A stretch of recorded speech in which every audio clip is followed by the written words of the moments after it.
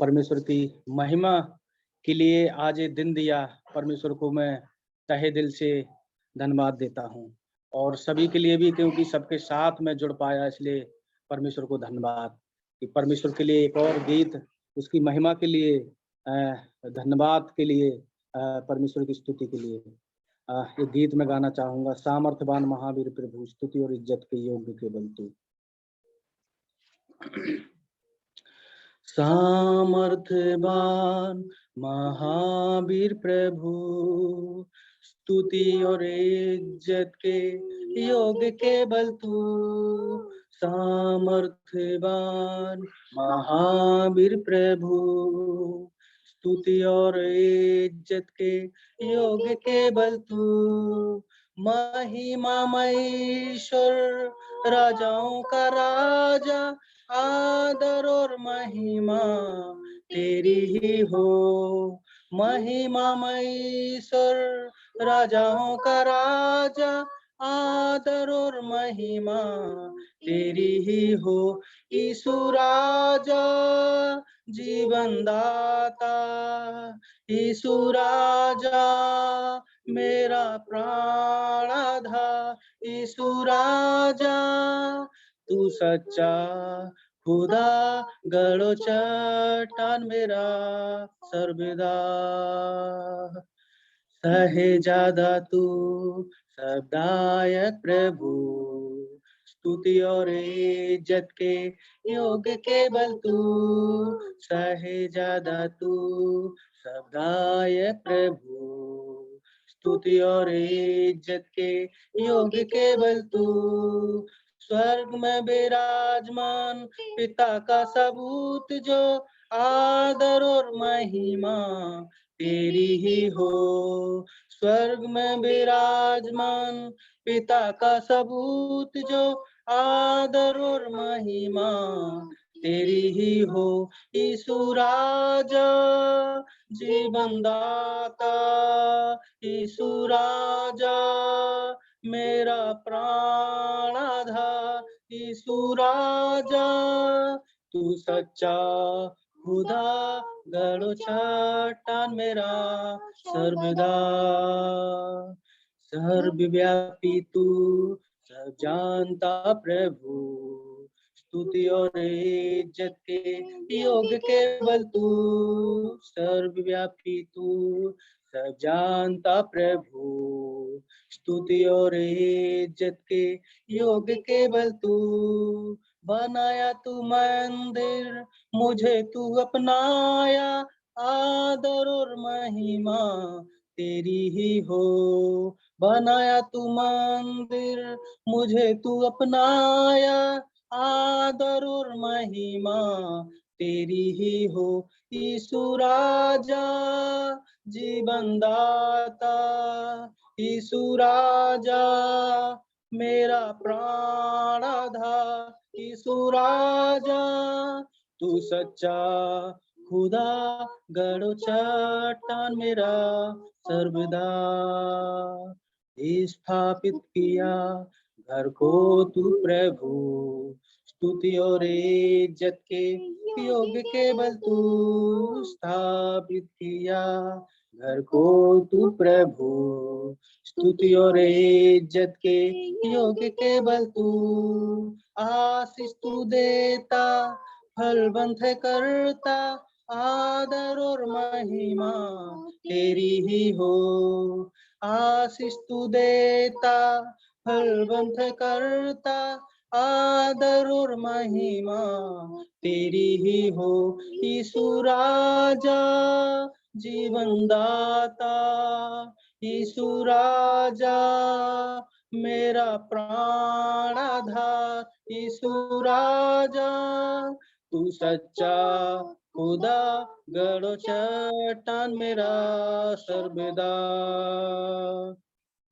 यीशु राजा जीवन दाता, यीशु राजा मेरा प्राण आधार, यीशु राजा तू सच्चा खुदा, गढ़ो चट्टान मेरा सर्वदा।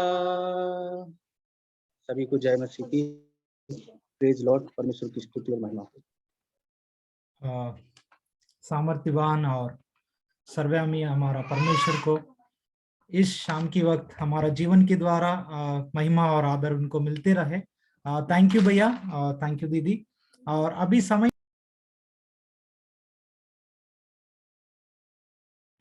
सुरेश माइक ओपन म्यूट हो गया। ओके ओके या थैंक यू भैया फॉर द सिंगिंग। एंड अब समय है वचन सुनने का, हम इम्पोर्टेंट समय में आए हैं। और आज का जो विषय है, आज का अध्ययन का विषय है पीटर डिनाइज जीसस, पतरस द्वारा यीशु का इनकार। इस विषय पे आज अध्ययन करने के लिए परमेश्वर सहायता किया। प्रभु की दास हमारे साथ जुड़े हैं और आगे की समय प्रभु को दास को देते हुए अभी हम साइलेंटली हम देखते रहे और सुने। Over to the lord servant.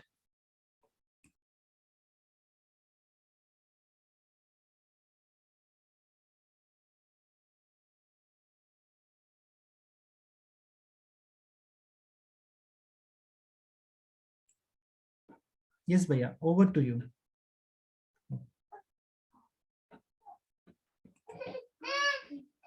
कोई कनेक्शन इश्यू है?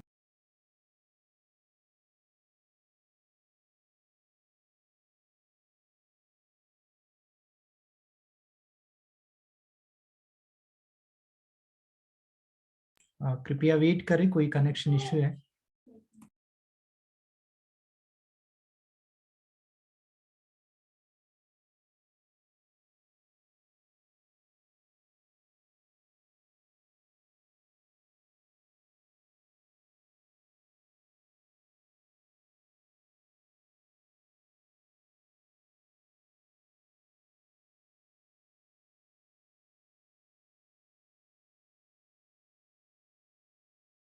जैसे आप लोगों ने सुना कि दीक्षा बाइबल ट्रेनिंग इंस्टीट्यूट द्वारा जनवरी 23 से मार्च 21 तक एक शिष्यता कार्यक्रम आयोजित किया जा रहा है। उम्र 18 से 35 भाई बहनों के लिए हिंदी में होगा और मसीही शिष्यता का एक गहन अध्ययन, और आप लोगों के लिए बहुत ही फायदेमंद जरूर होगा। कृपया इसमें रजिस्टर करें। और ये उसका पोस्टर 6:30 से 8 बजे तक हर इतवार और सोमवार, हफ्ते में 2 दिन 6:30 से 8 बजे तक, 18 से 35 वर्ष तक हिंदी में है। कृपया इसमें रजिस्टर करें। जो गूगल फॉर्म आपके पास पहुंचा है उसमें क्लिक कर उस फॉर्म को भरिए और पंजीकरण करिए। जो पंजीकरण नहीं करेगा उनको इसमें शायद अनुमति नहीं मिलेगा, तो आपको पंजीकरण करना बहुत जरूरी है। ठीक है, धन्यवाद। मरकुस रचित सुसमाचार 14वां अध्याय 66 से लेकर 72 तक। मरकुस 14वां अध्याय का 66 से लेकर 72 तक। मरकुस 14, 66 से 72। जब पतरस नीचे आंगन में था तो महायाजक के दासियों में से एक वहां आई और पतरस को आग तापते देख उसे टकटकी लगाकर देखा और कहने लगी, तू भी तो उस नासरी यीशु के साथ था। वह मुकर गया और कहा, मैं नहीं जानता और ना ही समझता कि तू क्या कह रही है। फिर वे बाहर डेवड़ी में गया और मूर्ख ने बांध दी। वह दासी उसे देखकर उनसे जो पास खड़े थे फिर कहने लगी, ये उनमें से एक है। परंतु वह फिर मुकर गया। थोड़ी देर बाद उन्होंने जो पास खड़े थे फिर पतरस से कहा, निश्चय तू उनमें से एक है, क्योंकि तू गलीली भी है।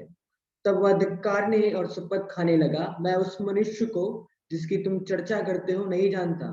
तब तुरंत दूसरी बार मूर्ख ने बांध दी। पतरस को वह बात जो यीशु ने उससे कही थी स्मरण आई। मूर्ख के 2 बार बांध देने से पहले तू 3 बार मेरा इनकार करेगा। और वह इस बात को सोचकर रोने लगा।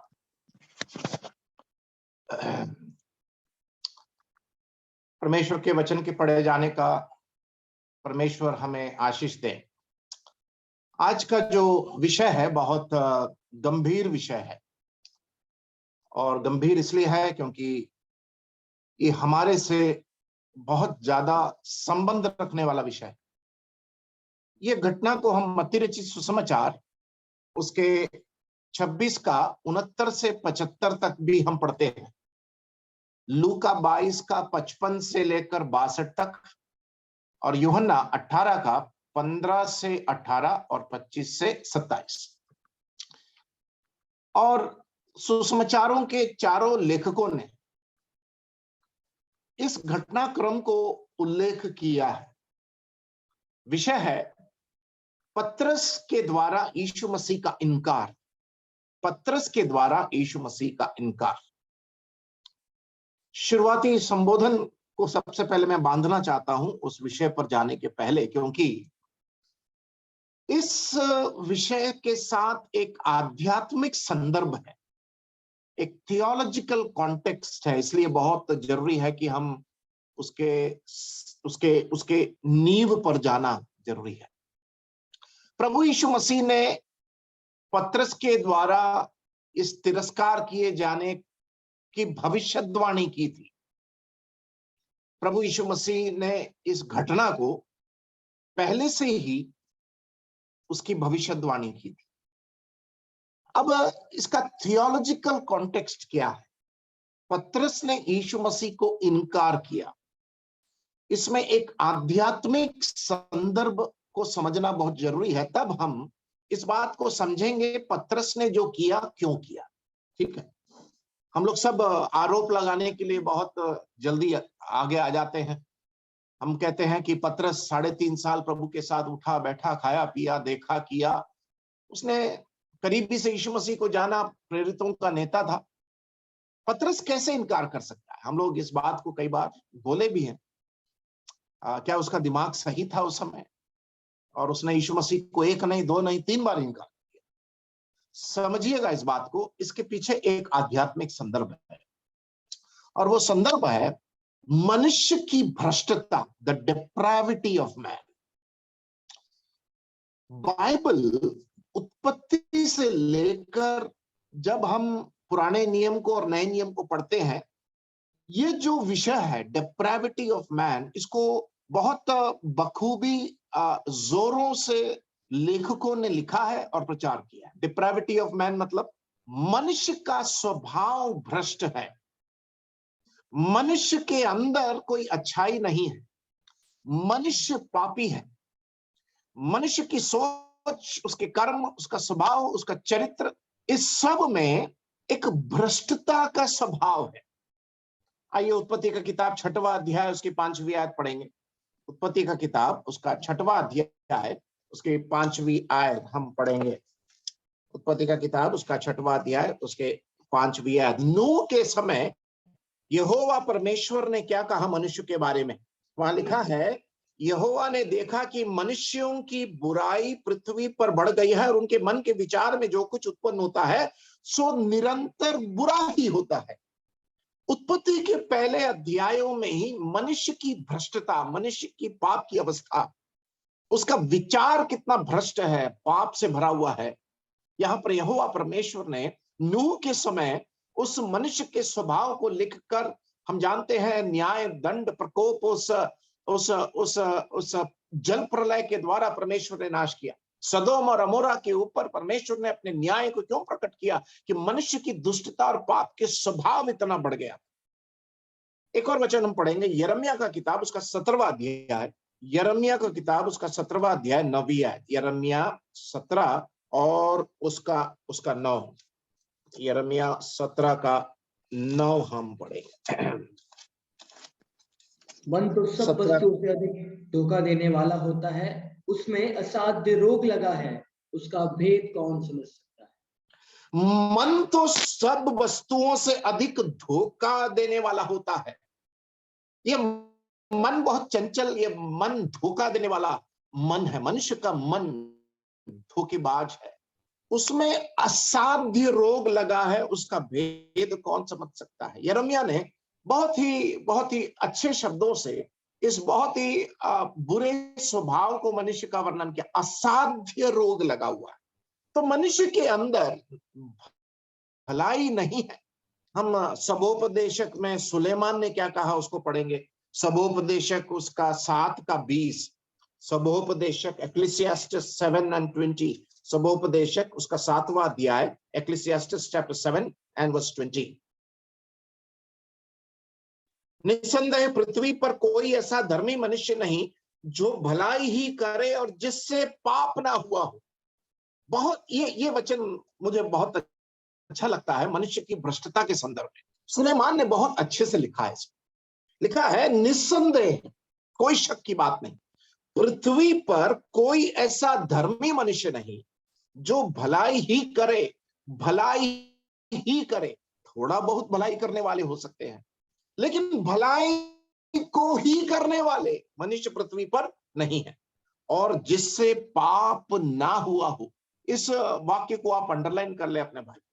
मनुष्य का पतन, मनुष्य की भ्रष्टता, मनुष्य की पाप की अवस्था, मैं केवल कुछ ही आयतों को, दाऊद भजन संहिता उसके 51 में क्या कहता है, मैं अपने मां के गर्भ में से ही पाप के अवस्था में मैं पैदा हुआ हूं, मैं जन्म से पापी, कर्म से पापी, सोच में पापी, स्वभाव चरित्र में पापी। और इसलिए पौलुस जब पत्रियों को लिखता है, रोमियों की पत्री उसका 3रा अध्याय उसके 23वीं आयत में, सबने पाप किया और परमेश्वर की महिमा से रहित हो चुके हैं। हम उस वचन से अच्छी तरह वाकिफ हैं। तो बाइबल ही एक ऐसा पवित्र शास्त्र है, किताब है इस पूरे पृथ्वी पर, जो मनुष्य के पाप की भ्रष्टता को बहुत निडर होकर ऐलान करता है और हम लोग प्रचार करते हैं। ध्यान से सुनिए इस बात को, मनुष्य पापी है, इसको केवल बाइबल ही ऐलान करता है। बाकी लोग पाप की अवस्था को शायद अंगीकार कर ले, लेकिन मनुष्य के अंदर कोई भलाई नहीं, मनुष्य उसके सोच विचार, कार्य, चाल चलन, चरित्र, स्वभाव में मूलतः वो एक पापी प्राणी है। ये बाइबल की एक बुनियादी शिक्षा है। इस बात को समझना बहुत जरूरी है, क्योंकि पापी व्यक्ति को ही उद्धारकर्ता की महसूस होगी, आवश्यकता महसूस होगी। और इसलिए हम जब पतरस के पतन या पतरस का इनकार का अध्ययन जब हम कर रहे हैं, तो हमें इसके पीछे का जो आध्यात्मिक शिक्षा है, जो बुनियादी शिक्षा है, उसको समझना बहुत जरूरी है, ताकि हम पतरस के साथ सहानुभूति दिखा सकें। इस बात को समझिएगा। मैं और आप कई बार पतरस के ऊपर अपने आप को बिठाते हैं, पतरस को हम आरोप लगाते हैं, उंगली उठाते हैं। लेकिन जब आप इस आध्यात्मिक संदर्भ को समझेंगे कि मनुष्य की गिरावट, उसकी भ्रष्टता, उसका पतन वो कितना भयंकर है, तो हम इस बात को समझेंगे कि मैं और आप भी पतरस ने जो किया, 3 क्या हम 10 बार इंकार कर देंगे। अब इसका एक दूसरा पहलू को हम देखेंगे। ये तो हुआ मनुष्य की भ्रष्टता। प्रभु यीशु मसीह के महानतम प्रेम और अनुग्रह के कारण हम लोग उद्धार पाए, ठीक है ना? तो हमने अनुग्रह से, विश्वास के द्वारा हम उस उद्धार के अनुभव में आए। अब इस उद्धार में क्या हुआ? आत्मा का उद्धार हुआ, शरीर अभी भी उस पापमय अवस्था में। ध्यान से सुनिए इस बात को। उद्धार के समय हमारे आत्मा, इफिसियों की पत्री 2रा अध्याय 1ली आयत, पाप और अपराध में मरी हुई आत्मा जो हमारी थी, उसका मेल मिलाप परमात्मा के साथ हो गया। उद्धार का मतलब प्राणों का उद्धार, हमारी आत्मा का उद्धार हुआ है, हमारी आत्मा सुरक्षित हो गई। तो उद्धार के समय हम उस नई सृष्टि बन जाते हैं। हमारे अंदर पवित्र आत्मा की छाप लगती है। 2 कुरिन्थी 5:17, यदि कोई मनुष्य में है तो वो नई सृष्टि है। तो हम उस नई सृष्टि की बनावटी प्रभु यीशु मसीह के करिश्माई चमत्कारीय कार्य के द्वारा हमारे अंदर वो कार्य हुआ। यीशु मसीह के क्रूस के बलिदान और पुनरुत्थान के कारण जब हमने विश्वास किया तो हम उद्धार पाए। उद्धार किसका हुआ? आत्मा का उद्धार, क्योंकि आत्मा अमर है, आत्मा मरती नहीं है। ये आत्मा का उद्धार हुआ। शरीर अभी भी उस पापमय पतन में अभी भी है, मतलब शरीर के अंदर ये पाप करने की प्रवृत्ति और जो क्षमता है वो अत्यधिक अभी भी है। समझिए इस बात को। तो अभी हमारा प्राणों का उद्धार हुआ, शरीर का नहीं हुआ है, और इसीलिए हमारे शरीर के अंदर ये पाप करने की क्षमता ये शरीर को अगर एक मौका मिल जाए तो ये शरीर पाप को झपट लेता है। ध्यान दिया आपने? इस शरीर को आप थोड़ा सा जगह दे दें, अपने मन को थोड़ा सा जगह दे दें, आप इस मन को शरीर की लालसाओं के लिए 2-3 सेकंड आप पाप के सामने इसको आप एक्सपोज जब करते हैं, या आप अपने शरीर और मन और लालसाओं को, अभिलाषाओं को पाप की प्रवृत्ति और गतिविधि के सामने लाते हैं, तो शरीर उस पाप को करने के लिए, झपटने के लिए दौड़ता है। समझिएगा इस बात को। और इसीलिए एक स्ट्रॉन्ग सेंस, ए स्ट्रॉन्ग अर्ज, एक बहुत ही क्या बोलना चाहिए, जोरदार एक दबाव इस शरीर से हमारे अंदर उद्भव होता है उस पाप को पकड़ने, करने और उसकी मजा लेने। समझिएगा इस बात, ठीक है? तो इसलिए हमारी इच्छाओं में अभी भी पाप की लालसा है, हमारे सोच में पाप की प्रवृत्ति है, हमारे गतिविधियों में पाप का अंबार फूटने के लिए ज्यादा समय नहीं लगता है। एक ज्वालामुखी के समान ये शरीर लालसाओं को लाकर ऐसे रखा है, और अवसर मिलने के समय इसको ये झपटने के लिए तैयार है। इसीलिए रोमियो की पत्री 7वां अध्याय निकाले जरा, पौलुस ने क्या कहा। 7वां अध्याय निकाले, पौलुस ने उस बात को वहां पर अच्छे से समझाया। 7वां अध्याय का हम जब पढ़ते हैं उसके 11 से लेकर 25 तक, आप इसको घर में अच्छे से पढ़ना। पौलुस के अंदर जो द्वंद चल रहा था, उस महायुद्ध आत्मा और शरीर के बीच में, उस युद्ध में, उस युद्ध को, द्वंद को पौलुस वहां समझा रहा है। वो कहता है, समय नहीं है पूरा पढ़ने के लिए, हम पढ़ेंगे 15वीं आयत, 15, 7 का 15। और जो मैं करता हूं उसको नहीं जानता, क्योंकि जो मैं चाहता हूं वो नहीं किया करता, परंतु जिससे मुझे घृणा आती है वही करता हूं। पौलुस कहता है कि मुझे जिससे घृणा आती है वही करता हूं। वो कहते वो क्या करता है, 24वीं आयत में वो उस द्वंद को समझा रहा है, उस युद्ध को समझा रहा है, उसके शरीर और आत्मा की लड़ाई को समझा रहा है। मैं जो करना चाहता हूं नहीं करता हूं, जो नहीं करना चाहता हूं वही करता हूं। तो आने के बाद, कहने के बाद वो 24 में कहता है, मैं कैसा अभागा मनुष्य हूं, what a wretched man I am. Paulus उस अवस्था को देखिए कैसे समझाता, मैं अभागा मनुष्य हूं। और वो कहता है, मुझे इस मृत्यु की देह से कौन छुड़ाएगा। ओ, वहां पर पौलुस उस देह से छूटने के लिए प्रार्थना कर रहा है, to be redeemed from this flesh. पौलुस उस पापमय शरीर का छुटकारा के लिए तड़प रहा है। लेकिन 25वीं आयत को बहुत अच्छे से लिखा उसने, लिखता है, वो कहता है, मैं अपने प्रभु यीशु मसीह के द्वारा परमेश्वर का धन्यवाद करता हूं, निदान मैं आप बुद्धि से तो परमेश्वर की व्यवस्था का, परंतु शरीर से पाप की व्यवस्था का सेवन करता हूं। प्रभु यीशु मसीह को धन्यवाद देता है उस व्यवस्था के लिए। तो इसलिए हमारे अंदर जो ये द्वंद है, ये मृत्यु तक रहेगा। शरीर का अंततः प्रभु यीशु मसीह के आगमन या मृत्यु जब तक अलग नहीं करेगी, ये द्वंद, ये लड़ाई चलता रहेगा। लेकिन एक विश्वासी के लिए एक आशा ये है, उसके साथ पवित्र आत्मा है उसको इस मदद करने के लिए, उसके साथ परमेश्वर का वचन है, उसके साथ परमेश्वर की प्रतिज्ञा है, उसके साथ प्रभु यीशु मसीह है, उसके साथ संतों की संगति है, उसके साथ एक अद्भुत सामर्थ है जो पाप के लिए अपने आप को मरा हुआ समझने के लिए उसको ताकत देता है। यह है बाइबल की शिक्षा। अब इस दुनिया में आ जाए, दुनिया के पंडित लोग, दुनिया के जो शास्त्री लोग, वे कहते हैं मनुष्य बहुत अच्छा प्राणी है, man is a good being.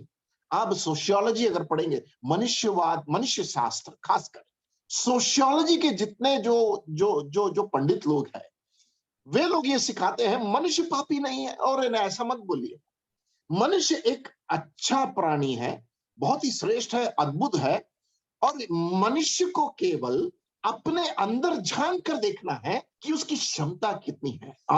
Man has only to recognise his ability. ये पहली बात सिखाते हैं समाजवाद, कि मनुष्य को केवल झांक कर देखना है, पहली बात। दूसरा, मनुष्य को अपने आप पर विश्वास करना है। और तीसरी बात कि मनुष्य इस संसार में अगर स्वप्न देखे तो कोई भी चीज को हासिल कर सकता है।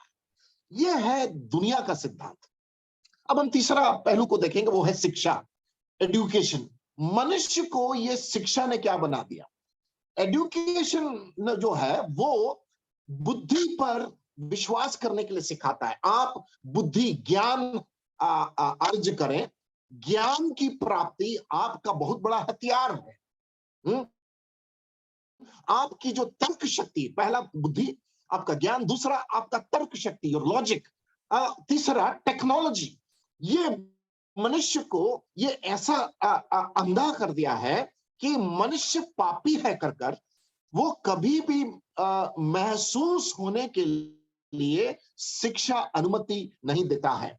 और इसलिए संसार के दर्शन शास्त्री और संसार के लोग और संसार की शिक्षा मनुष्य पापी है कर इस बात को कभी ऐलान नहीं करती है। इसलिए मनुष्य पापी है कर सुनना भी आज के युग में वो पसंद नहीं करता है। और इसका परिणाम क्या है?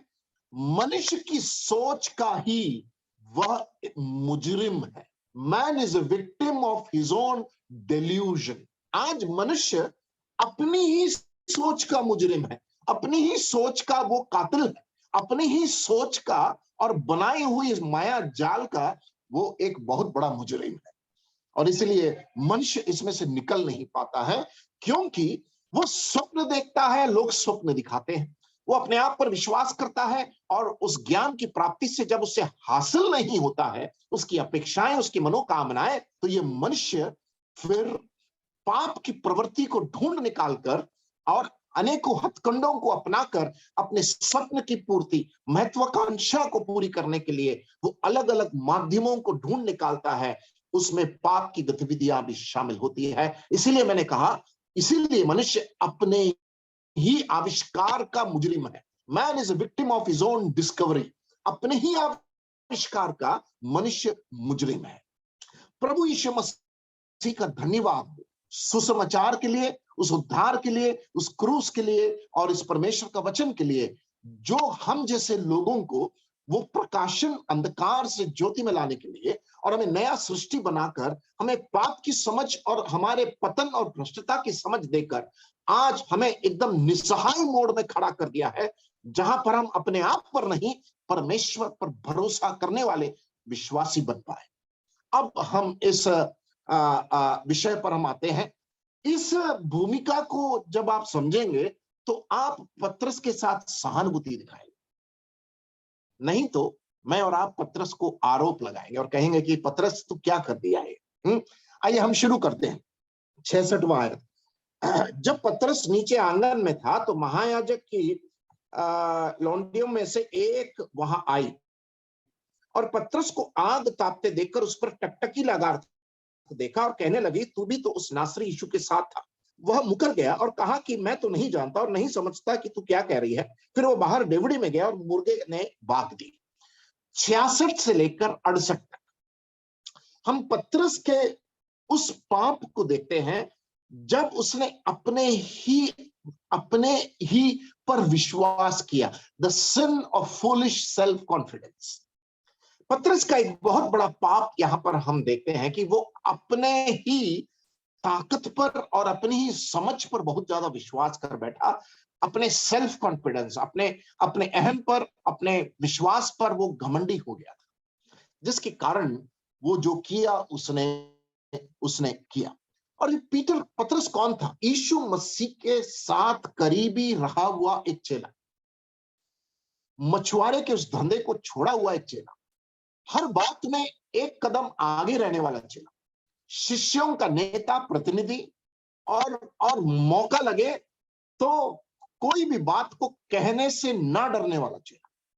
यीशु मसीह के साथ उठा बैठा, खाया पिया, देखा, अद्भुत कामों को किया हुआ पत्रस, जिसने प्रचार किया, जिसने शिक्षा दिया और एक बहुत बड़ा नेता, उसके बारे में हम आज देख रहे हैं जिसने यीशु मसीह को तिरस्कार किया। A great leader who denied Jesus Christ 3 times। एक ऐसा व्यक्ति जिसने 1 नहीं, 2 नहीं, 3 बार यीशु मसीह को स्वीकार किया। नीति वचन निकालेंगे 16वां अध्याय 18वीं आयत में, हम उसको ध्यान में रखते हुए इस घटना को अध्ययन करेंगे। प्रोवर्ब्स चैप्टर 16 एंड वर्स 18, नीति वचन उसका 16वां अध्याय उसके 18वीं आयत।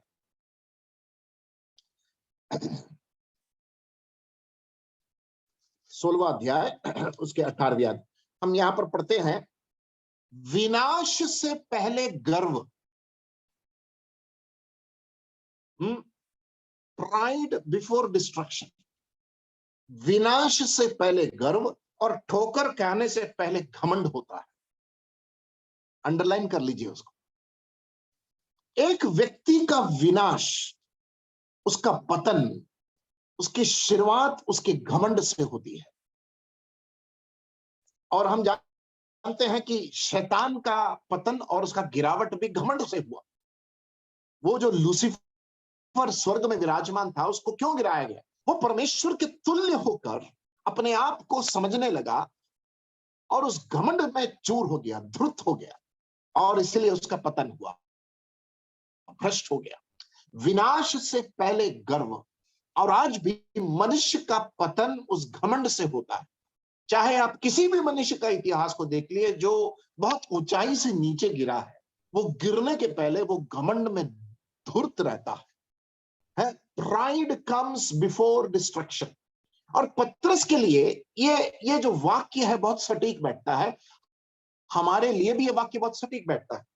जो व्यक्ति असलियत की दुनिया, यथार्थ की दुनिया और जमीनी हकीकत में नहीं रहता है, उस व्यक्ति को ज्यादा दिन नहीं लगेगा गिरने के लिए, क्योंकि वो एक माया की दुनिया में रहने वाला, अपने अहम और घमंड में धुर्त रहने वाला एक व्यक्ति होता है, जो हकीकत और असलियत के मायने को वो नापतौल बिना किए जीवन बिताता है।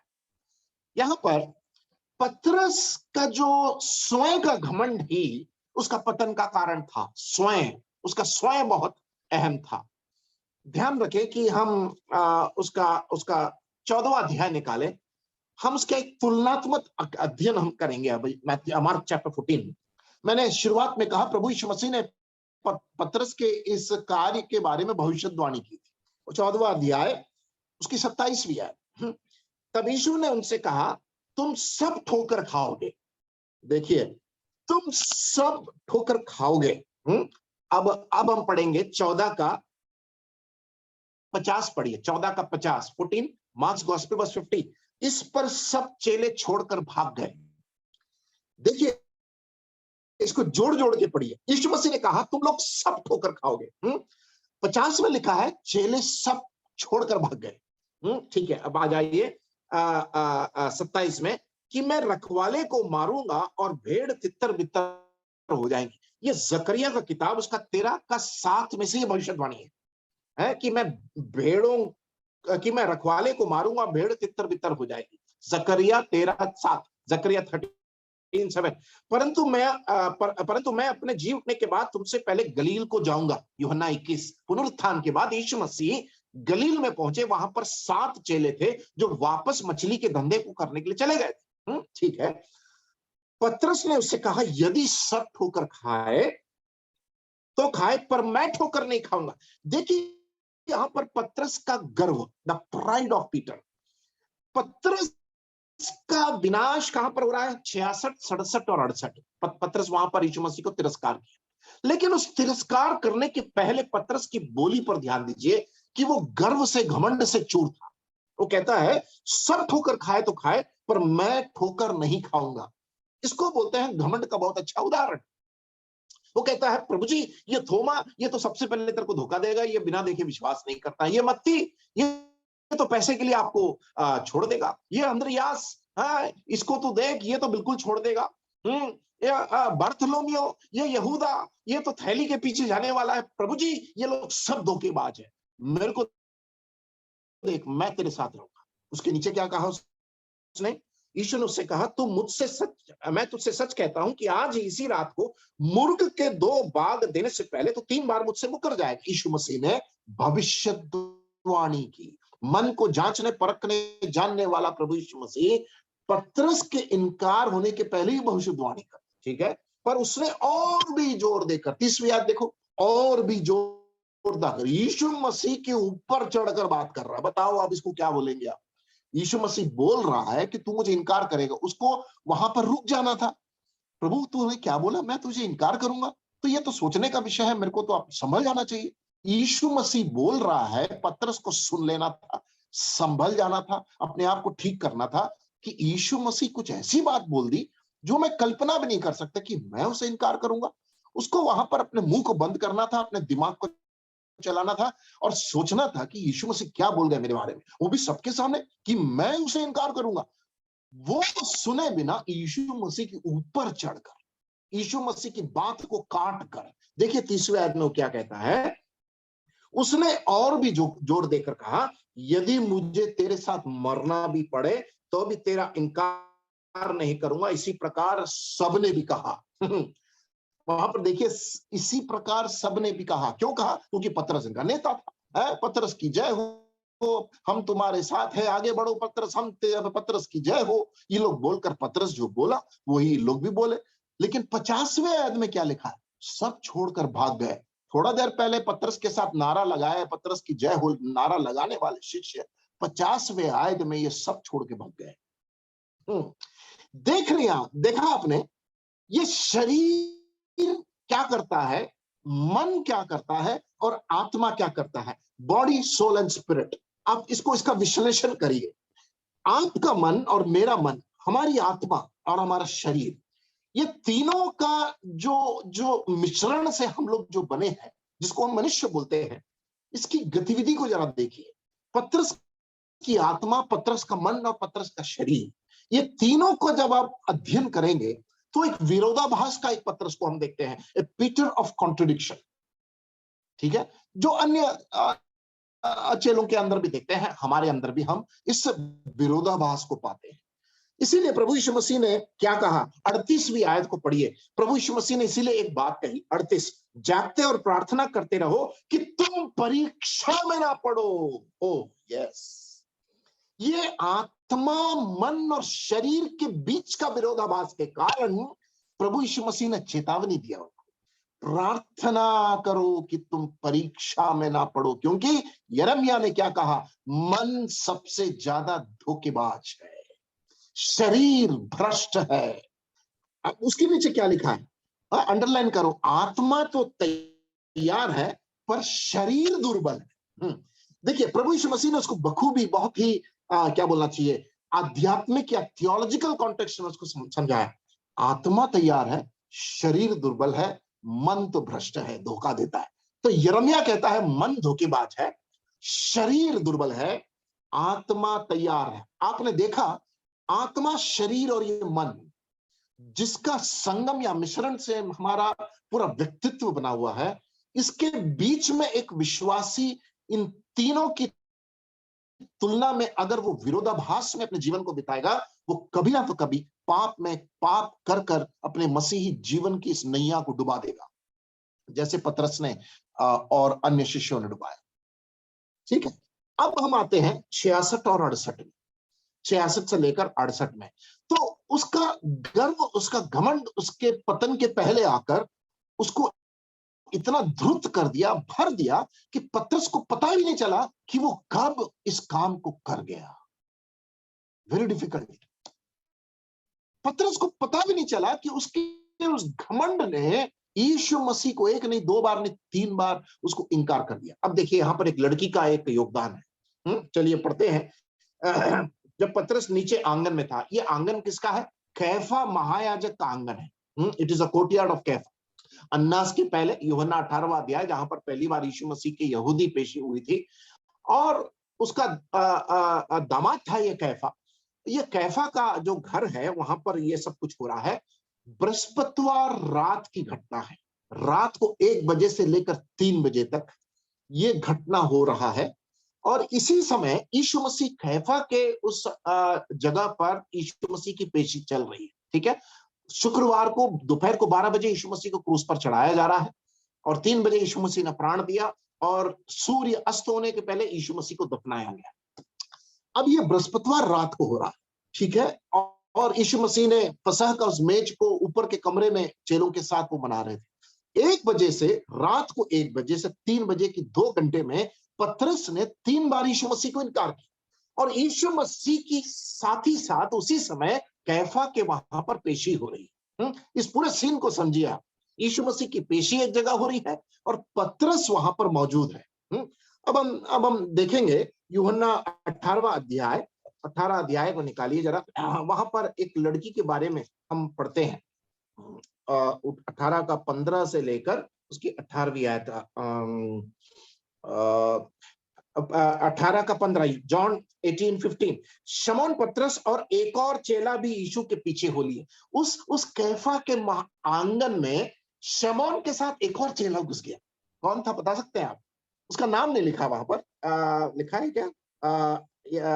नहीं लिखा है। एक और चेला उसके पीछे हो लिया। यह चेला महायाजक का जाना पहचाना था और यीशु के साथ महायाजक के आंगन में गया। ये चेला कौन था? ये चेला यूहन्ना था। ये यूहन्ना जो था कैफा के परिवार से थोड़ा सा करीबी था, ठीक है। और यूहन्ना को अंदर जाने के लिए सिक्योरिटी पास की जरूरत नहीं थी। तो यूहन्ना ने क्या किया? पतरस को भी अंदर घुसा दिया, क्योंकि पतरस यीशु मसीह का बहुत करीबी था। पतरस जानना चाहता था यीशु मसीह की पेशी में क्या क्या हो रहा। तो यूहन्ना ने कहा, यार मैं तो इनको जाना पहचाना हूं, मैं तेरे को अंदर घुसा देता हूं। ठीक है, पतरस घुस गया अंदर। कैसे? यूहन्ना की मदद से।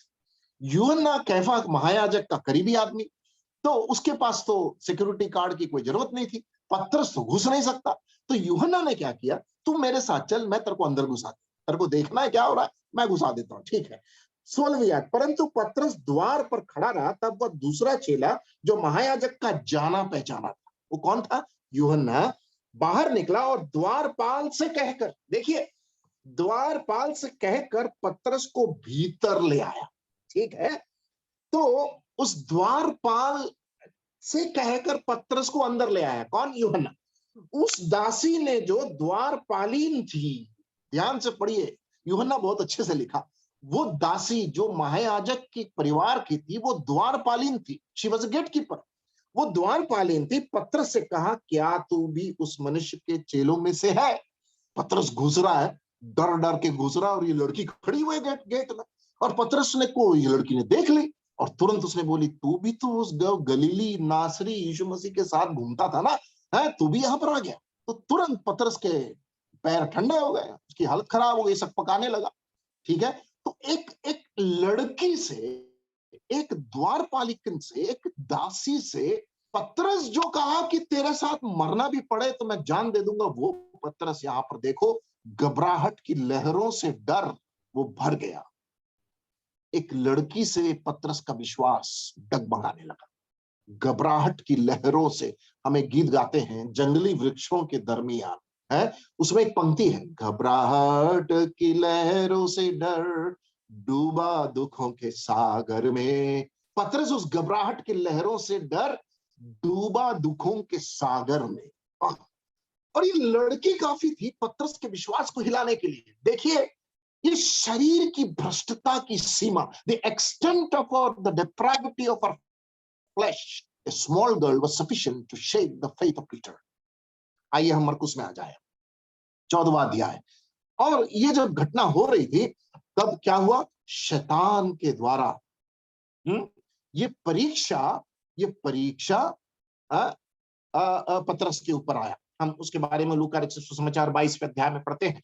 यीशु मसीह ने इस परीक्षा को आने के लिए शैतान के द्वारा शैतान को अनुमति दिया। जैसे पुराने नियम में अय्यूब को छांटने के लिए, परीक्षा करने के लिए यहोवा परमेश्वर ने शैतान को अनुमति दिया, पतरस को भी अनुमति दी गई। क्योंकि ये जो पाप के प्रति जो परीक्षा है वो शैतान की ओर से है, सैटेनिक टेम्पटेशन। और इसलिए हम इस बात को यहां पर पढ़ते हैं। हम मरकुस 14 में आ जाए। पतरस को आग तापते देखकर उस पर टकटकी लगाकर देखा और कहने लगी, तू भी तो उस नासरी यीशु के साथ था। उसने यीशु के साथ था नहीं कही, नासरी यीशु के साथ था। क्योंकि यहूदी लोग नासरी लोगों को एक गलत नजर से देखते थे। ठीक है, यहूदी लोग नासरी लोगों को, नासरी के लोगों को गलत नजर से देखते थे, और इसलिए ये लड़की ने भी पतरस को उस गलत नजर से देखा। तू तो नासरी है? उस नासरी यीशु के साथ तू भी था। 68 में आया, वह मुकर गया। 68 में लिखा है 68, वह मुकर गया और कहा कि मैं तो नहीं जानता। आप सोचेंगे पतरस ऐसा कैसे कह सकता है? 3.5 साल यीशु मसीह के साथ रहने वाला पतरस कहता है मैं यीशु मसीह को नहीं जानता। ठीक है, और नहीं समझता, नहीं जानता और नहीं समझता कि तू क्या कह रही है। फिर वह बाहर डेवड़ी में गया और मुर्गे ने बाग दी।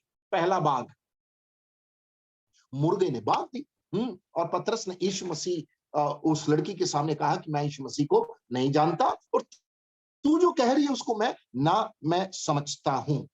पतरस यीशु मसीह को दूर ही से वो देख रहा था, और उसकी कायरता और उसकी जिज्ञासा, कॉवर्डिस एंड क्यूरियोसिटी। देखिए, पतरस की जिज्ञासा थी कि उस महायाजक के आंगन में यूहन्ना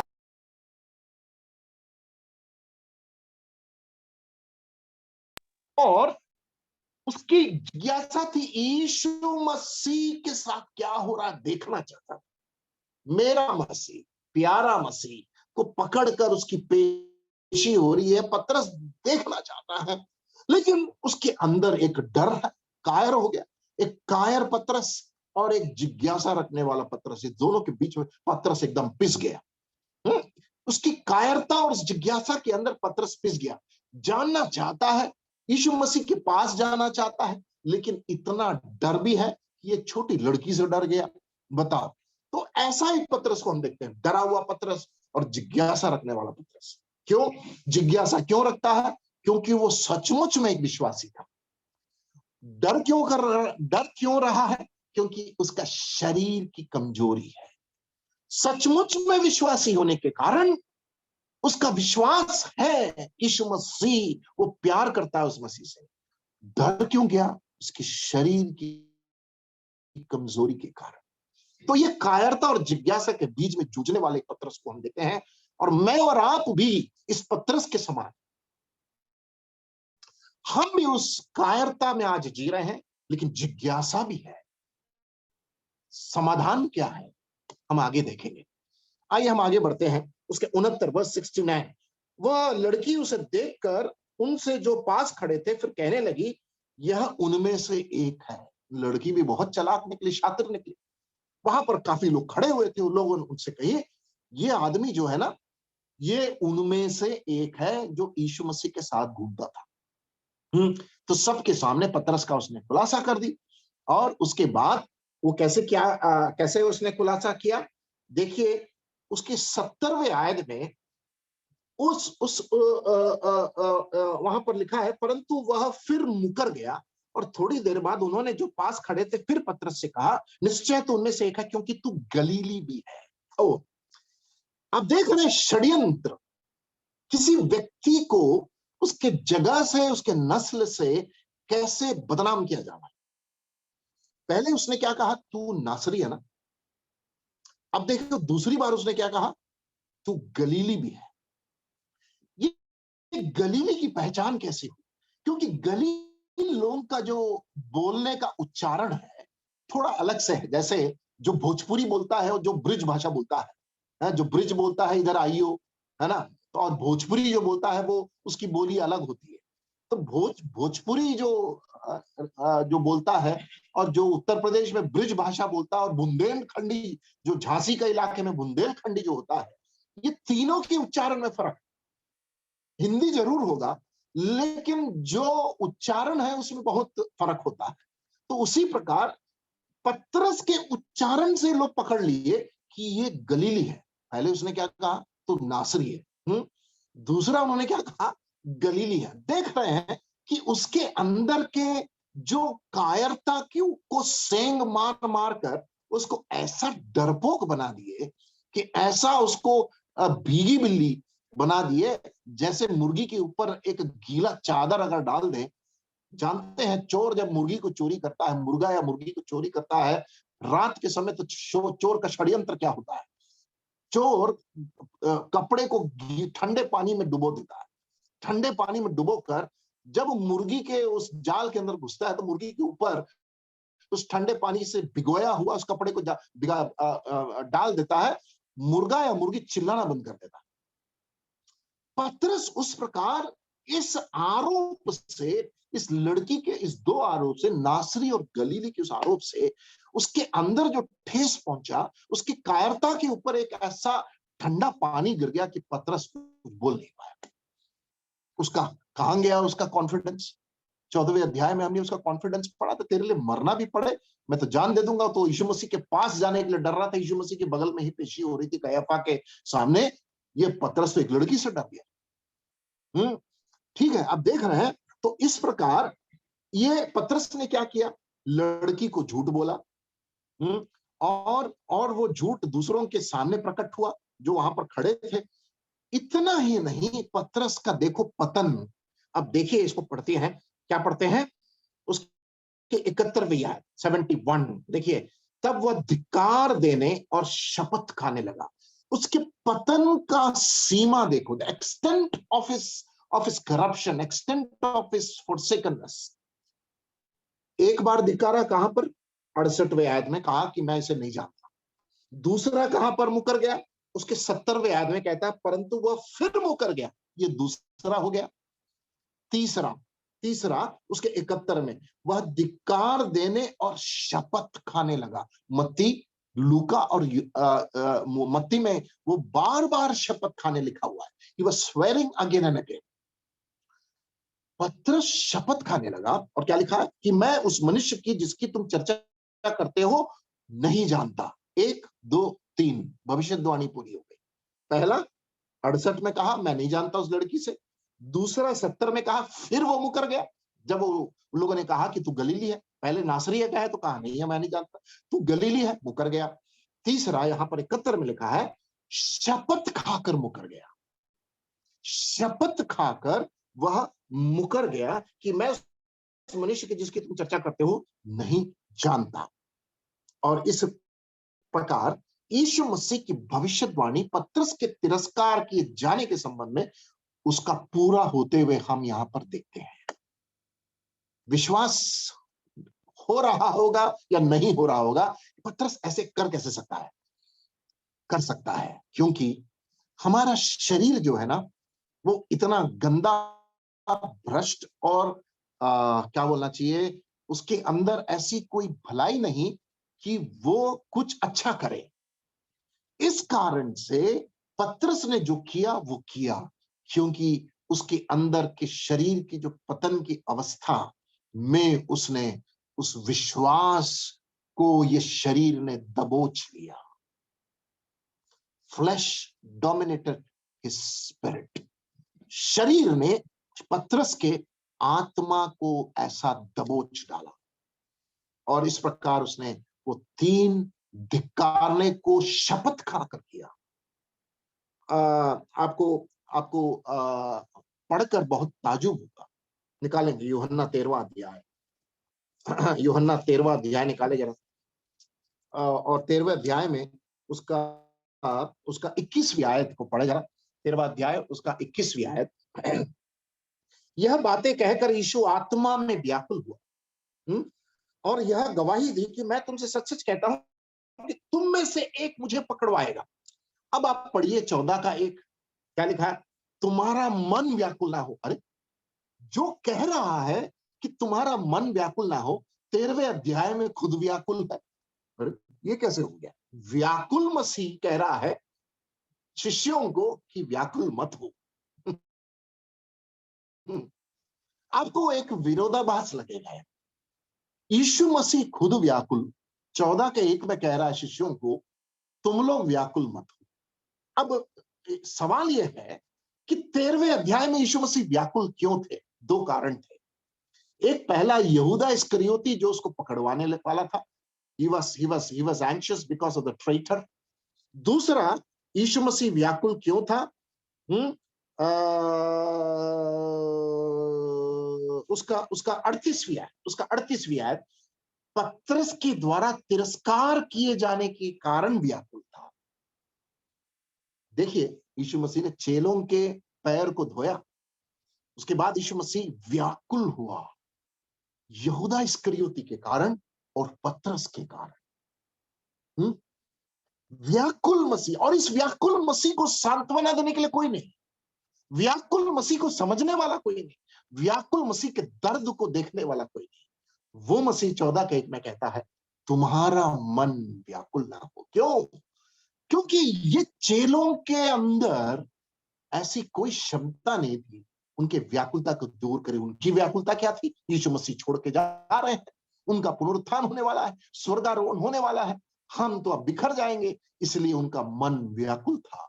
यीशु मसीह ने कहा, तुम पिता पर विश्वास करते, मुझ पर भी विश्वास करो, मैं तुम्हारे लिए जगह तैयार करने जा। व्याकुल मसीह, व्याकुलता को दूर करने वाला मसीह। यीशु मसीह पतरस के कारण व्याकुल हुआ।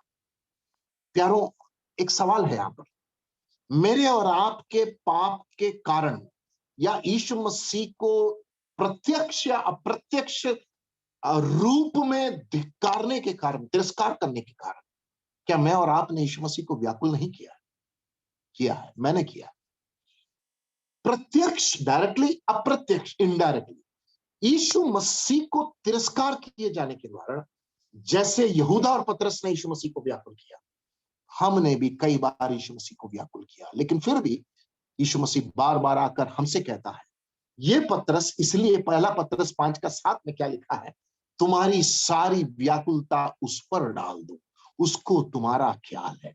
पतरस अपने पत्री को जब लिखता है, जिस पतरस ने यीशु मसीह को व्याकुल किया, जब वो विश्वास में वापस उसकी स्थायीकरण हुई, पतरस, पहला पतरस की पत्री जब लिखता है, वो समझा उसने कैसा यीशु मसीह के दिल को सेंग पहुंचाया था, और वो समझा और लिखा, तुम्हारा मन व्याकुल ना हो, तुम उस अपनी चिंता बोझ को उस पर डालो। वो एक पतरस का एक दूसरा रूप है, that is a different Peter. जब वो पेंतकोस्त से प्रचार करना शुरू करता है और पत्री को लिखता है, पहला पतरस और दूसरा पतरस। आइए हम 72वें आयत में आए, मरकुस 14:72। तब तुरंत दूसरी बार मुर्ग ने भाग दी, दूसरी बार मुर्ग ने भाग दी। पतरस को वहां बात जो यीशु ने उससे कही थी स्मरण आई। पहला मुर्ग भागा, दूसरा मुर्ग भागा, पतरस को स्मरण आया, उसका दिमाग ठिकाने में आया, याद आया कि मुर्ग के 2 बार भाग देने से पहले तो 3 बार मेरा इनकार करेगा। वह इस बात को सोचकर रोने लगा, वह इस बात को सोचकर रोने लगा। उसका घमंड उसके पतन के पहले आया, उसका घमंड उसके आत्मिक आंखों को अंधा कर दिया। His pride blinded his spiritual eyes। मैं एक बात आपको कहना चाहता हूं, घमंड एक ऐसा स्वभाव है जो आपके आत्मिक आंखों को अंधा कर देगा। घमंड एक ऐसा स्वभाव है जो आपको असलियत से दूर कर देगा। घमंड एक ऐसा स्वभाव है जो आपको यथार्थ की दुनिया से एक माया की दुनिया में पहुंचा देगा। घमंड एक ऐसा स्वभाव है जहां पर आपको पता भी नहीं चलेगा कि आप कब गिर गए और आपका पतन हो गया। लेकिन अगर पता चल जाए तो अच्छी बात, जैसे पतरस को पता चला और वो रोने लगा। अब यहां पर एक तुलना करने की आवश्यकता है यहूदा और पतरस के बीच में। यहूदा का भी पतन हुआ, लेकिन यहूदा ने पछताया नहीं। यहूदा के अंदर शैतान समाया हुआ था, पतरस के अंदर शैतान नहीं था। ध्यान दीजिए, यहूदा इस्करियोती के अंदर शैतान था, पतरस के अंदर शैतान नहीं था। पतरस विश्वासी था, पतरस विश्वासी था, he was a believer। और प्रभु यीशु मसीह ने पतरस के विश्वास के लिए बिचवाई किया। The Lord interceded for the faith of Peter। इस बात को ध्यान देना है, हमारे विश्वास के लिए प्रभु यीशु मसीह बिचवाई करता है और हमारे विश्वास को।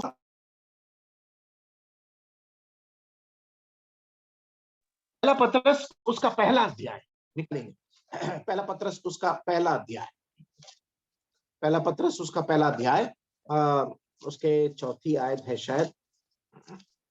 पहला पतरस उसका पहला अध्याय या 5वीं आयत, 5वीं आयत। जो तुम्हारे लिए स्वर्ग में रखी है, जिनकी रक्षा परमेश्वर की सामर्थ से विश्वास के द्वारा उस उद्धार के लिए, our faith is kept safe, उस उद्धार के लिए जो आने वाले समय में प्रकट होने वाली है, की जाती है। अंडरलाइन करो, की जाती है। पतरस का विश्वास की रखवाली प्रभु यीशु मसीह कर रहा था। यहूदा विश्वासी नहीं था, he was not a believer। उसके अंदर शैतान समा गया, वो थैली को छीन लिया। थैली के पीछे, पैसे के पीछे भागने वाला यहूदा के अंदर शैतान समाकर उसने यीशु मसीह को पकड़वाया। लेकिन पतरस, वो तो यथार्थ विश्वासी था। एक कमजोरी, उसकी विश्वास की कमजोरी शरीर के उस घात में आकर जब वो आया, लेकिन यीशु मसीह उसकी विश्वास की सुरक्षा कर रहा था। आज हमारे लिए, विश्वासियों के लिए बहुत धन्य आशा यह है, हमारी विश्वास की सुरक्षा प्रभु यीशु मसीह कर रहा है, इसलिए हम लोग विश्वास में बने हुए हैं। तो यहूदा जो था वो विश्वासी नहीं था, उसने पश्चाताप नहीं किया, वो अफसोस जताया। यहूदा अफसोस जताया, पतरस पश्चाताप किया। Judas was filled with sorrow and Peter repented। यह है यहूदा और पतरस के बीच में तुलना। और पतरस जो विश्वासी था, प्रभु यीशु मसीह के द्वारा कमीशन किया गया था, यीशु मसीह के द्वारा अलग ठहराया गया था, वो क्यों गिरा? क्योंकि उसने समझौता किया। ठीक है, और यीशु मसीह के करीब चलकर भी यीशु मसीह से दूर जाकर गिरा। He walked so close and fell so far। करीब चला और दूर गिरा, लेकिन प्रभु का धन्यवाद हो कि वो उठ खड़ा हुआ। कहां पर? यूहन्ना 21 में। आइए हम यूहन्ना 21 में जाएं। यूहन्ना 21वां अध्याय, उसके 15वीं आयत से 3 सवाल यीशु मसीह पतरस से पूछते हैं। पतरस, क्या तू मुझसे प्रेम करता है? क्या तू मुझसे प्रेम करता है? क्या तू मुझसे प्रेम करता है? 3 बार यीशु मसीह को तिरस्कार किया हुआ पतरस, यीशु मसीह ने उसकी इंटरव्यू लिया। इंटरव्यू में 3 सवाल थे, एक ही सवाल थे। और हम पढ़ते हैं 15वीं आयत में, भोजन करने के बाद यीशु ने शमौन पतरस से कहा, हे शमौन यूहन्ना के पुत्र, क्या तू इनसे बढ़कर मुझसे प्रेम रखता है? वहां पर इनसे बढ़कर 2 अर्थ है, इन मछलियों से बढ़कर तू क्या मुझसे प्रेम करता है? क्योंकि वहां पर संदर्भ गलील का झील है और वो मछली पकड़ रहे थे। 153 मछली उन्होंने पकड़ा, वापस मछली के साथ मोह माया हो गया। और यीशु मसीह पूछ रहा है, इनसे बढ़कर? वो एक हो सकता है। दूसरा, इन चेलों से बढ़कर क्या तू मुझसे प्रेम करता है? तो और वहां पर पढ़ते हैं, हाँ प्रभु, तू तो जानता है कि मैं तुझसे प्रीति रखता हूं। उसने कहा, मेरे मेमने को चरा। पहला। दूसरा, उसने फिर दूसरी बार उससे कहा, हे शमौन, 16वीं आयत, यूहन्ना के पुत्र, क्या तू मुझसे प्रेम रखता है? उसने कहा, हाँ प्रभु, तू जानता है कि मैं तुझसे प्रीति रखता हूं। उसने उनसे कहा, मेरी भेड़ों की रखवाली कर। तीसरी बार उससे कहा, हे शमौन यूहन्ना के पुत्र, क्या तू मुझसे प्रीति रखता है? पतरस उदास हुआ। ध्यान दीजिए, पतरस उदास हुआ। क्यों? 3 बार उसने यीशु मसीह को तिरस्कार किया था। उदास हुआ कि उसने उसे तीसरी बार ऐसे कहा कि क्या तू मुझसे प्रीति रखता है? उसने कहा, हाँ प्रभु, तू तो सब कुछ जानता है। उसके दिल से 100 किलो का भार निकल गया, ऐसा महसूस हुआ। तू तो सब कुछ जानता है पतरस। प्रभु, वो लड़की के सामने मैंने इनकार किया, प्रभु तू जानता है। मैं भी कैफा के महा आंगन में था, जहां पर तेरी पेशी हो रही थी, प्रभु तू जानता है। प्रभु, किस प्रकार उन्होंने सेंध लगाया और मैं कैसे समझौता किया, जिज्ञासा और कायरता के बीच में मैं फंस गया, प्रभु तू जानता है। पतरस रो पड़ा और पतरस को प्रभु यीशु मसीह ने वहां पर उसको विश्वास में वापस लाकर उसको पुनः स्थापित किया। एक गिरे हुए विश्वासी को वापस उसका पुनः स्थापना होना बहुत जरूरी है। Restoration of a backslidden Christian is very essential.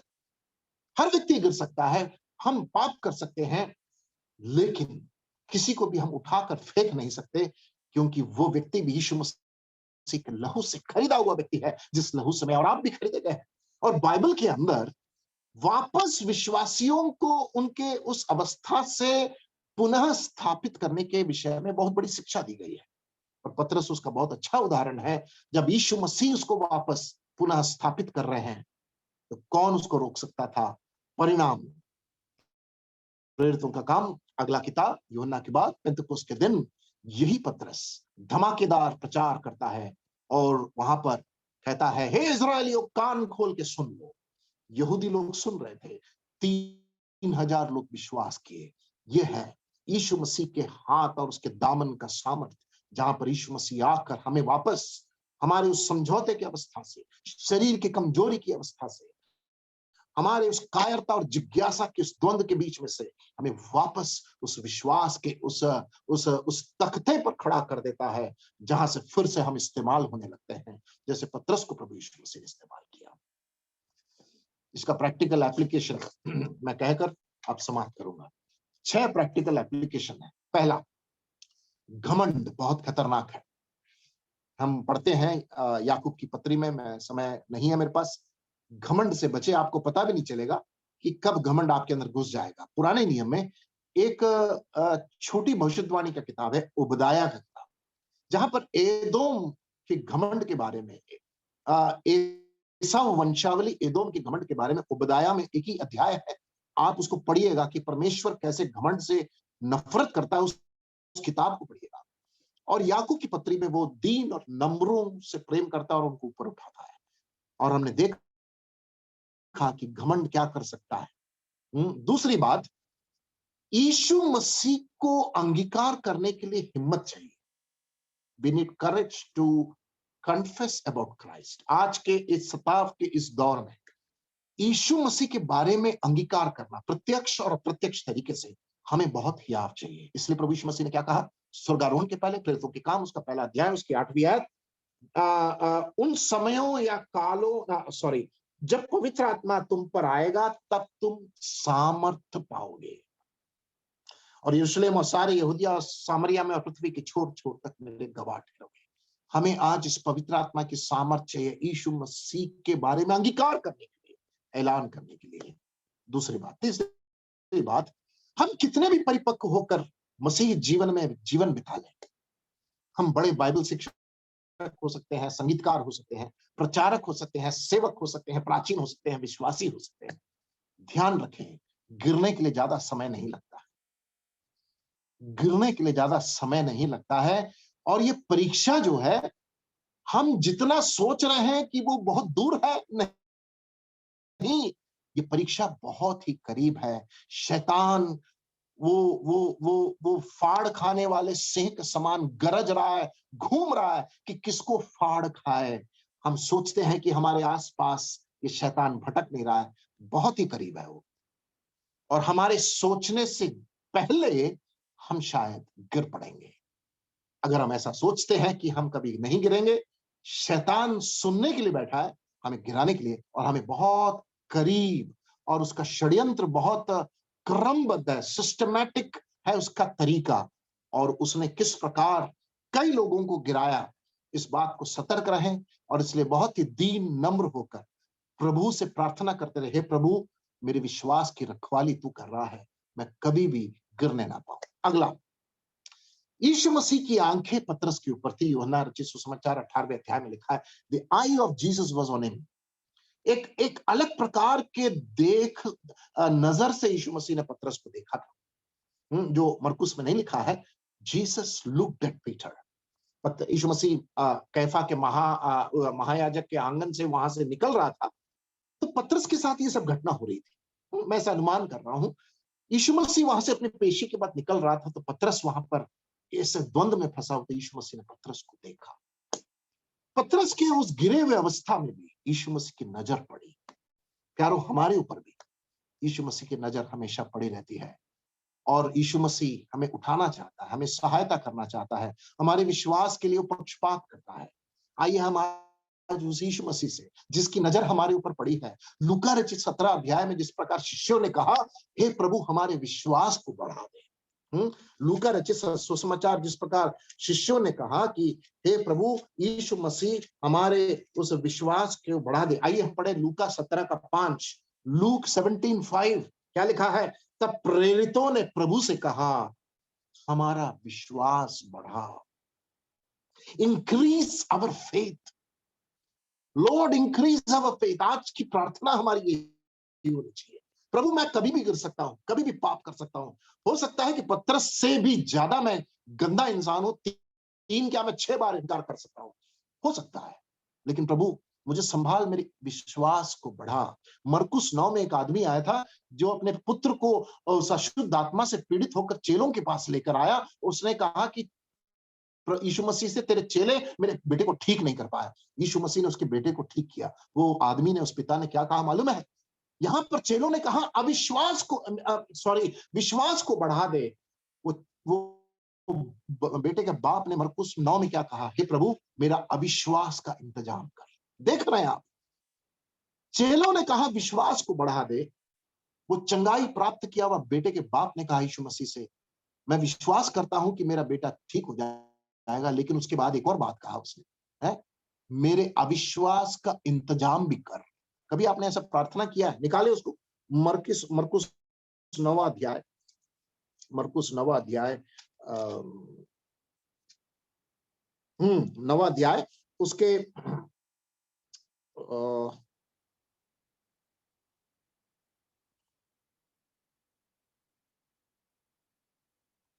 24वीं आयत, मरकुस 9 का 24। बालक के पिता ने तुरंत गिड़गिड़ा कर कहा, हे प्रभु, मैं विश्वास करता हूं, मेरे अविश्वास का भी उपाय कर। चेलों ने कहा विश्वास को बढ़ा दे, ये बाप ने कहा अविश्वास का भी उपाय कर। ये दोनों हमारी प्रार्थना होना चाहिए। प्रभु, मैं कितना भी विश्वास करूं, अविश्वास तो फिर भी रहेगा, उसका भी तो इंतजाम करना। आइए हम उस प्रार्थना को पूरे। और आखिरी बात, हमेशा हम कितने भी पाप कर ले, पहला यूहन्ना पहला अध्याय 9वीं आयत, यदि हम अपने पापों को मान ले तो यीशु मसीह हमारे सारे पापों को धोकर शुद्ध करने में विश्वास योग्य और धर्मी है। हमारे लिए एक आशा है, एक महायाजक प्रभु यीशु मसीह हमारे लिए विनती करता है, माफ करने वाला।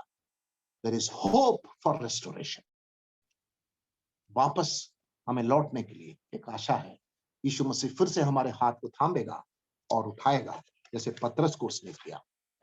यारे भाइयों बहनों, हम पतरस से अच्छे नहीं हैं, बिल्कुल नहीं। हमने एक पतरस को बदनाम किया, आरोप लगाया। 3.5 साल तूने आंखों से यीशु मसीह को देखा, पतरस तू क्या मुकर गया? ये तो हम कभी नहीं कर सकते। हमने कई बार कहा हम पतरस से भी अच्छे नहीं है। वो 3 बार मुकर गया, हम तो कितने बार मुकर जाएंगे। पतरस अंदर से नहीं मुकरा, इस बात को समझिए। पतरस अपने जबान में मुकरा था, अंदर से फिर भी उसके अंदर उसका दिल का धड़कन यीशु मसीह था। यहूदा के अंदर से उसने मुकरा, लेकिन पतरस दिल से नहीं मुकरा था। वो मुंह से मुकर गया, उसकी कमजोरी थी, लड़की से डर गया, उसके ऊपर आरोप जो लगे थे उससे डर गया, लेकिन अंदर ही अंदर उसका दिल का धड़कन यीशु मसीह था।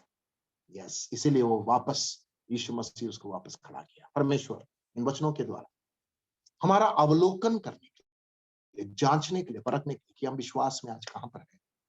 प्रत्यक्ष अप्रत्यक्ष रूप से हमने क्या यीशु मसीह को ऐलान किया है? अनेकों अवसरें हमें मिलते हैं, क्या हम उसके गवाह ठहरे हैं, या फिर मुंह से मुकरने वाले और अंदर यीशु मसीह को रखने वाले? नहीं, मुंह और दिल एक साथ चलने वाले, लगाने वाले, चलाने वाले विश्वासी बने। परमेश्वर आपको आशीष